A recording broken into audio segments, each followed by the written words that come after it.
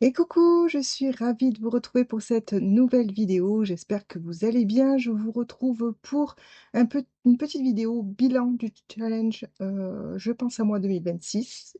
Pour rappel, c'est le petit challenge que j'avais organisé sur le mois de juin avec Pauline, où il était question de faire aussi bien des lectures que des activités pour prendre soin de soi.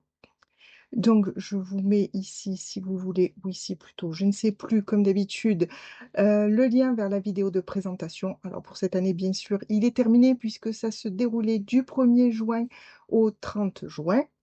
Et donc il est terminé actuellement, mais on ne sait jamais si ça peut vous donner des idées pour le faire sur un autre mois de l'année ou peut-être si je le refais l'année prochaine, vous donner envie peut-être de participer l'année prochaine. Bref, je reviens donc vous faire un petit bilan de mon côté sur ce challenge. Sachant que je vais donc vous parler de 6 lectures. Oui, parce que j'ai réussi à lire mes 6 lectures sur le mois. Ça n'a pas été facile et en plus j'ai dû faire quelques modifs. Vous allez voir, je vais vous expliquer. Et également d'activités. Et, en parlant des lectures, comme ça je vous fais un petit avis. Alors ça sera très rapide sur les lectures justement qui ont fait qui m'ont aidé à remplir les catégories de ce challenge. Me revoilà pour après des péripéties techniques. Alors pour vous, ça ne change rien, c'est juste la suite de la vidéo. Pour moi, c'est un autre jour. J'ai dû refaire entièrement la deuxième partie de la vidéo parce que j'avais des problèmes de son. Mon micro a décidé de grésiller. J'espère que cette fois ce sera la bonne parce que sinon je n'aurai pas le temps de retourner et du coup vous n'aurez pas la vidéo vendredi comme d'habitude et ça m'embête beaucoup. Donc on verra. Je reprends donc là où j'en étais. J'allais vous parler de la première catégorie du challenge, qui est être toi-même, être spontané, et il fallait lire un livre qui te faisait très envie. Donc moi, en ce mois de juin, j'avais très envie de découvrir la suite et fin de la saga Atypicalypso de Megara Nolan. Donc le tome 2 s'appelle Apocalypso, le tome 1 Atypicalypso. Le tome 1 fait, qui j'ai là d'ailleurs, je peux également vous montrer, fait 332 pages. Hop, je mets mon petit carnet plus près pour mieux vous voir. Donc 332 pages, il est sorti en 2021. Et ce tome 2 est sorti en 2022 et il fait 527 pages. Voilà, vous voyez, c'est pas du tout le même gabarit, donc c'est de l'auto-édité. Dans ce roman, on suit Calypso qui a fui sa planète natale pour devenir voleuse. Je vous en dis pas trop parce que le résumé ne dévoile rien du tout de l'histoire. Donc voilà, je vous laisse découvrir. Il va y avoir des aventures, des péripéties. Elle va être contrainte de collaborer avec d'autres personnages. Et voilà, on est sur de la science-fiction space opéra principalement. Donc, côté négatif, il n'y en a pas beaucoup parce que j'ai vraiment beaucoup aimé cette duologie. Je dirais simplement que parfois il y a quelques facilités. Et puis que certains personnages auraient mérité d'être un petit peu plus caractérisés. Mais sinon, vraiment, j'ai adoré la Fawn Family. J'ai adoré les aventures, les rebondissements, il y a du drame. Voilà, n'hésitez pas surtout pour le tome 2 à préparer quelques mouchoirs. Voilà, c'est très bien écrit. Il y a de la romance. Moi, vous savez que c'est pas trop mon truc, mais même si la romance principale, en tout cas, je trouve qu'elle est amenée un petit peu... Enfin, que c'était un petit peu maladroit. Enfin, en tout cas, c'est vraiment un avis très perso. Vous savez que moi, la romance, je suis pas très au fait. Mais ça m'a pas dérangé plus que ça, puisque même elle m'a émue, parce qu'il y a aussi pas mal d'émotions dans ce roman, dans cette biologie, voilà. Donc si vous voulez un space opéra avec plein d'aventures, surtout n'hésitez pas à vous lancer dans cette saga. Concernant l'activité qui était associée, c'était faire quelque chose que tu n'oses pas faire d'habitude. J'avais prévu à la base d'aller manger toute seule à la Taverne aux légendes, à Salon de Provence, donc c'est près de mon lieu de travail, sauf que ils sont ouverts dans la semaine que du mercredi au dimanche, et moi je suis en télétravail le jeudi et le vendredi, donc il n'y aurait eu que le mercredi où j'aurais pu y aller, et sauf que voilà, ça s'est pas goupillé comme ça, j'ai eu des jours de congé, enfin bref, je vais pas vous refaire l'histoire, mais en tout cas, voilà, ça s'est pas goupillé, j'ai pas eu le temps du coup d'y aller. Du coup, j'ai mis dans cette catégorie le quiz room qu'on a fait à l'occasion de l'enterrement de vie de jeune fille de ma meilleure amie. Le quiz room, c'est quelque chose que je n'osais pas faire parce que il faut se mettre un petit peu en avant. Et moi, j'aime pas vraiment ça, étrangement. Et du coup, on l'avait organisé pour cette occasion. Et finalement, on s'est vraiment bien amusé. Ça a été un très bon moment. Donc, je regrette pas, même si je pense pas le refaire tout de suite. Mais voilà, on a passé un bon moment et elle a beaucoup kiffé. Donc voilà, c'était vraiment le principal. Concernant la deuxième catégorie, la catégorie déjà s'appelle T'écouter, te reposer, et le roman devait être un roman feel good. J'ai décidé de lire celui-ci qui est Le Gang des Mamies de Jacinthe Canet, qui est également un auto-édité. Oui, j'ai lu quelques auto-édités pendant ce mois de juin. Donc on y suit Joséphine qui, sur un coup de tête, décide de tout plaquer. Elle habite à Paris, elle est agent immobilier, et voilà, elle décide de tout plaquer et d'aller vivre chez sa grand-mère, dans les Corbières je crois, et sa grand-mère vit en colocation avec 2 autres personnes âgées. Donc elle se retrouve au milieu de ces 3 mamies et d'un voisin charmant, donc il y a de la romance. C'est feel good, clairement. Vous passez un bon moment, mais je pense que malheureusement je n'aurai pas un très très grand souvenir de cette saga, de ce roman, parce qu'il ne se passe pas grand chose. Voilà, dans les avis, dans le négatif que je pourrais donner, c'est que voilà, il n'y a pas trop de... Il n'y a pas de rebondissement, il n'y a pas de... Voilà, il se passe pas grand chose. Mais voilà, c'est gentil, il y a de l'humour, et le personnage masculin est un green flag, ça fait du bien. Donc voilà, j'ai bien aimé, mais ça restera pas gravé. Concernant l'activité, donc il fallait prendre soin de ton corps ou de ton esprit. J'avais à la base prévu peut-être de me trouver un centre de massage pour aller me faire un massage. Là encore, le mois de juin a été extrêmement chargé, je n'ai pas eu le temps. Mais par contre, pour le mariage de ma meilleure amie, puisque forcément il y a eu, vu qu'elle se mariait le 20 juin, forcément beaucoup de choses que j'ai faites pendant ce mois ont été tournées vers cet événement, et du coup j'ai décidé d'aller à l'onglerie pour aller me faire un soin des pieds. C'est uniquement la 2e fois dans ma vie que je le fais. Si vous avez remarqué, je suis pas tellement du genre à mettre du vernis ni sur les mains ni sur les pieds. Je l'avais fait une fois en vacances l'année dernière, mais c'est tout. Donc voilà, cette année j'avais décidé de prendre soin de mes pieds pour le mariage, avec les chaussures ouvertes, etc. Bref, c'était sympa, la personne qui me l'a fait était très sympa, donc j'ai passé un très bon moment et pour prendre soin de mes pieds. Ensuite, concernant la catégorie numéro 3, elle s'intitulait Bien manger. Le livre devait avoir un lien avec la nourriture, donc j'ai lu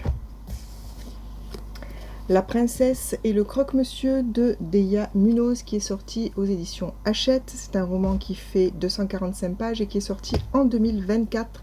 On y suit Lady Camembert qui, à la mort de son père, décide de se travestir en homme pour pouvoir évoluer dans la société, puisque nous sommes dans une société où les femmes n'ont droit à rien, surtout pas à l'héritage. Donc elle se travestit et elle décide de rentrer dans le monde en homme, et elle rencontre la princesse Brie. Voilà, et on est dans une romance queer que j'ai vraiment beaucoup aimée. La petite... alors, c'est pas un point négatif, franchement, mais vous attendez pas à ce que tout tourne autour du fromage. C'est vraiment un petit clin d'œil, notamment avec les noms et avec un fait en particulier, qui est le croque-monsieur. Hein, c'est dans le titre, hein, donc je vous apprends rien, enfin, je vous spoile rien. Mais du coup, voilà, vous attendez pas à ce que tout tourne autour du fromage, ce n'est pas le cas. Mais en tout cas, l'histoire est vraiment mignonne. Elle est feel good. Elle est très bien dessinée. Moi, j'ai beaucoup aimé les dessins. Je vais essayer de vous en sortir un qui ne vous spoile pas, de préférence. Voilà. Je sais pas si vous voyez. voilà, les 2 personnages principaux. Voilà, et vraiment, c'est vraiment très sympa. Je pense la garder, peut-être la relire un jour, puisque ça se lit assez vite. Mais en tout cas, je me suis régalée en lisant ce roman graphique.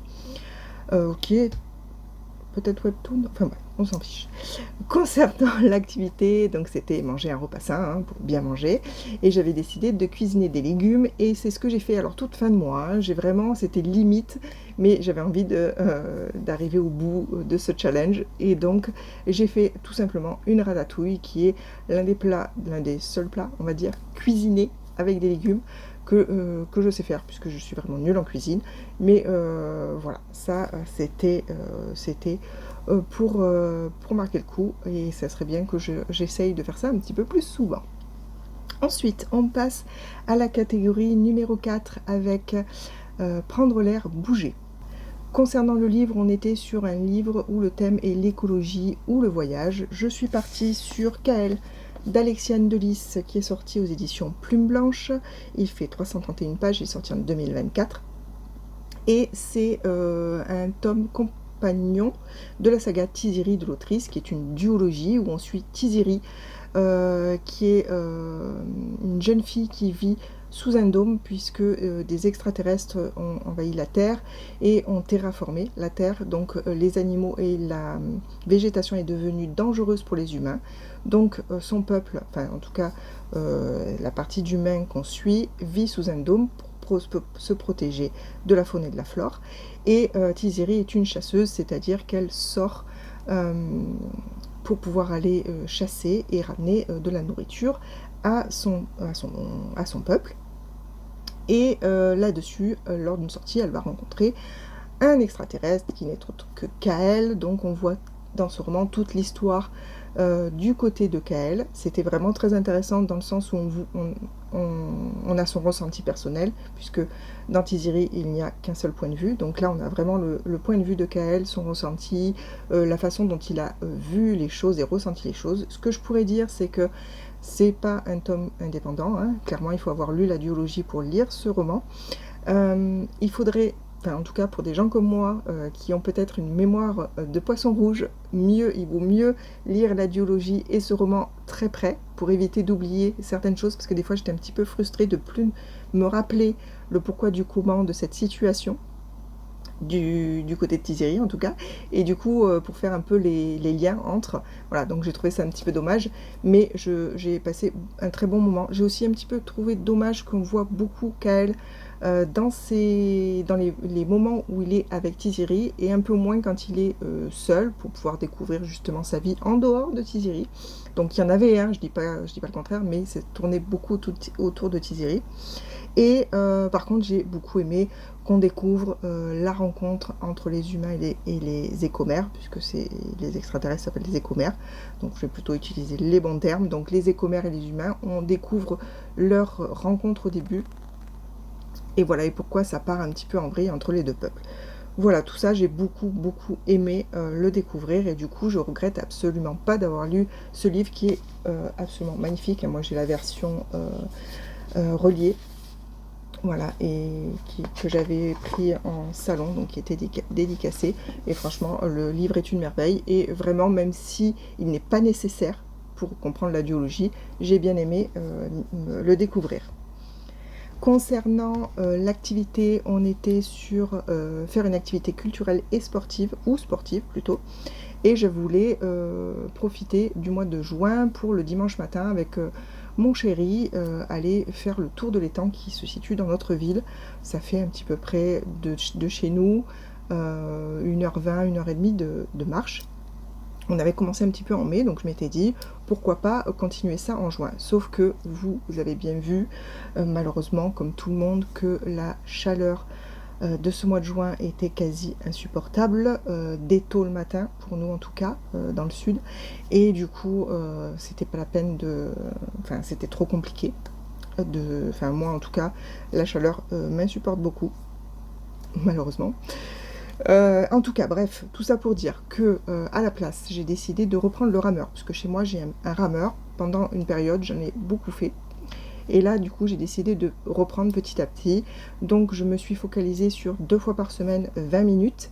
Alors c'est pas beaucoup, mais c'est mieux que rien. Et je me suis tenue sur tout le mois de juin. Et maintenant, ce qui serait bien, c'est que j'arrive à continuer sur le mois de juillet, et pourquoi pas plus encore, et peut-être faire un petit peu plus de séances, enfin je sais pas encore, mais en tout cas, me tenir déjà à ces 2 fois 20 minutes, ça serait déjà super, ce que j'arrive à faire pour l'instant. Donc voilà, c'est une belle entrée en matière que m'a permis le challenge. Ensuite, la catégorie numéro 5, c'est profiter d'un moment à toi. Le livre à lire devait avoir un thème qui te touche. À la base, j'avais décidé de lire L'incivilité des fantômes de Rivers Solomon. Je ne l'ai pas sous la main, mais j'ai la version j'ai lu voilà, que j'ai dans ma palle.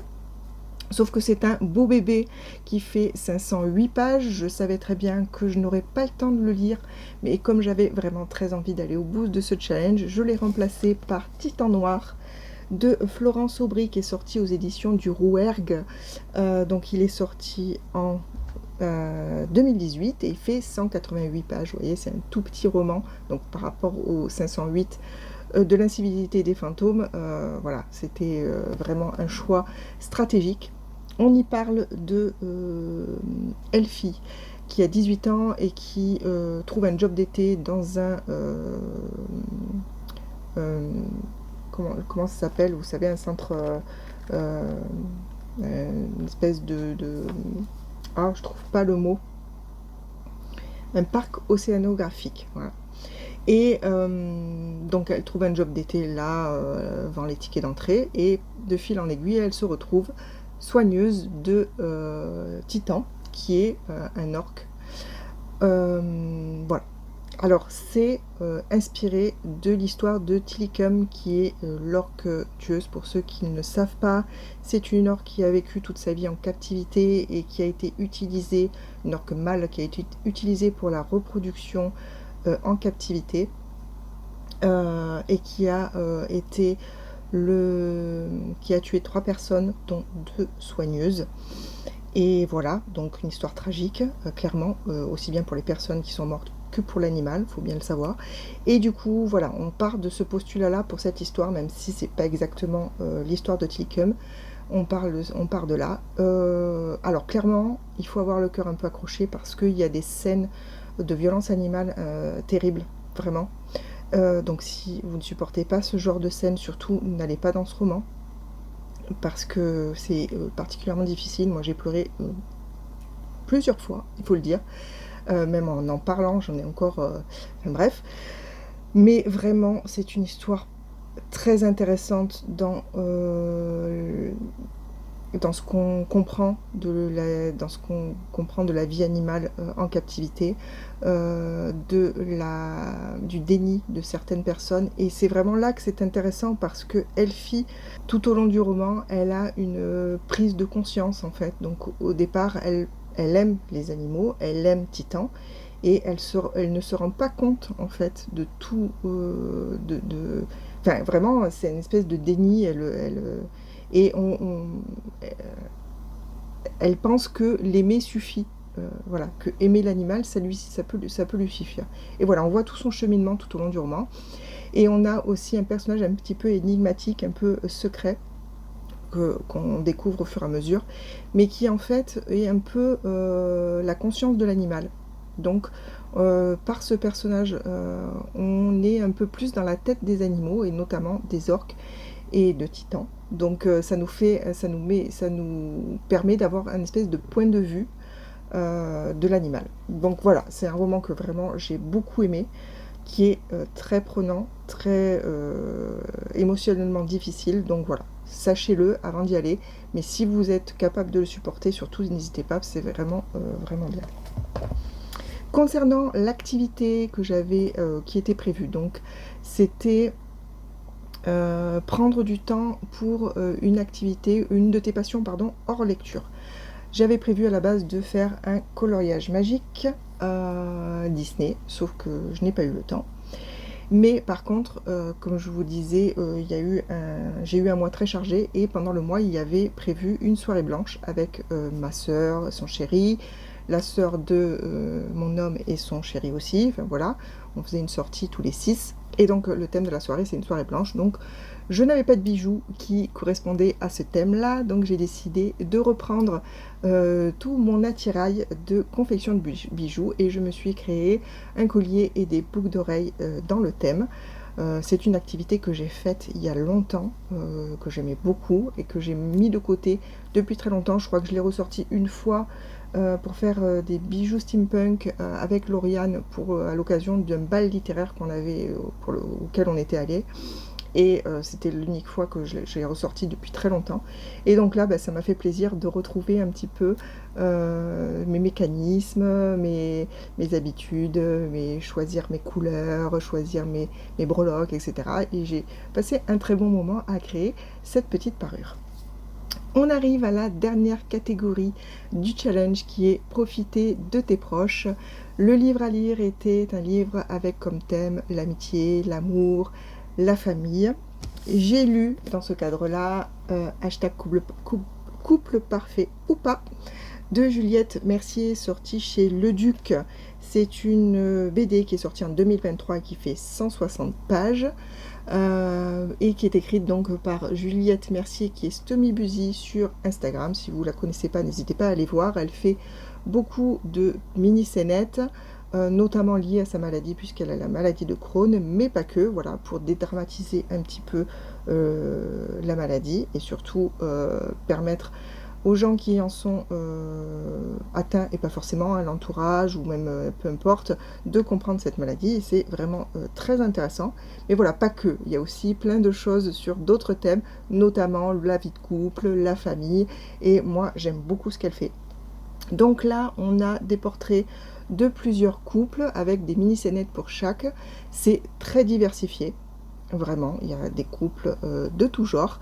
Il y a pas mal d'humour, en tout cas ça fonctionne la plupart du temps avec moi. Et il y a une espèce de décomplexion, je crois que ça se dit, hein. Voilà, pour certaines habitudes qu'on aurait dans le couple et qui sont normales et qui sont saines parfois, et pourtant pour lesquelles on peut avoir honte. Voilà, donc là franchement on est dedans. Et ça dédramatise, hein, et franchement j'ai beaucoup aimé. Alors voilà, pas toutes les scénettes m'ont touché, pas toutes les scénettes m'ont fait rire, mais c'était vraiment très sympa. Et j'aime beaucoup le dessin de cette artiste. Voilà, donc je vais essayer de vous en trouver, voilà, petit dessin comme ça. Moi j'aime beaucoup ce qu'elle fait. Voilà, donc surtout n'hésitez pas si ce genre peut vous intéresser. Et on finit avec l'activité de la catégorie numéro 6, qui était passer un moment privilégié avec une personne que tu aimes. J'ai fêté mon anniversaire pendant ce mois de juin et j'ai pris ma journée. Mon chéri a pris sa journée et on a passé la journée ensemble. On est allé manger au restaurant, on a pris du temps tous les deux. Et voilà, principalement là, le moment que j'ai passé avec mon chéri. Mais tout ce mois de juin, comme je vous disais, a été très bien rempli. Et donc il y a eu d'autres moments avec ma famille, avec mes amis, notamment l'anniversaire de mon neveu en début de mois, l'enterrement de vie de jeune fille de ma meilleure amie, et puis son mariage avec son chéri. Il y a eu cette fameuse soirée blanche avec ma soeur, ma belle-sœur, etc. et leur conjoint. Voilà, donc beaucoup de moments en famille ou entre amis. Alors le mois de juin a été très chargé, ça a été très fatigant, mais vraiment que des super moments que j'ai beaucoup apprécié. Et voilà, et pourvu que ça continue, parce que c'est vraiment top de passer du temps comme ça avec ses proches. Voilà. J'en suis arrivée au bout et j'ai réussi mon challenge par le palier 3. Je suis une diva, et oui. Bon, en tout cas, j'espère que vous aussi, vous avez passé un bon mois de juin, que vous avez fait de belles lectures. N'hésitez pas à me dire si, même si vous n'avez pas fait le challenge, si vous avez pendant ce mois de juin lu des livres ou réalisé des activités qui auraient pu rentrer dedans. N'hésitez pas à me dire si vous avez lu les livres que je vous ai proposés, enfin que je vous ai que je vous ai montrés. Si vous les avez lus, si vous avez envie de les lire, voilà, n'hésitez pas, comme d'habitude, à venir discuter, soit sur Instagram, le coin lecture de Galaë, soit ici en commentaire, à mettre un petit pouce en l'air, à vous abonner si ce n'est pas déjà fait. Voilà, tout ça, vous avez l'habitude. J'espère donc que vous allez faire encore de belles lectures pour la semaine à venir. Je vous souhaite de prendre bien soin de vous aussi. Passez une belle semaine. Je vous fais plein de gros bisous et je vous dis à la semaine prochaine pour une prochaine vidéo. A plus!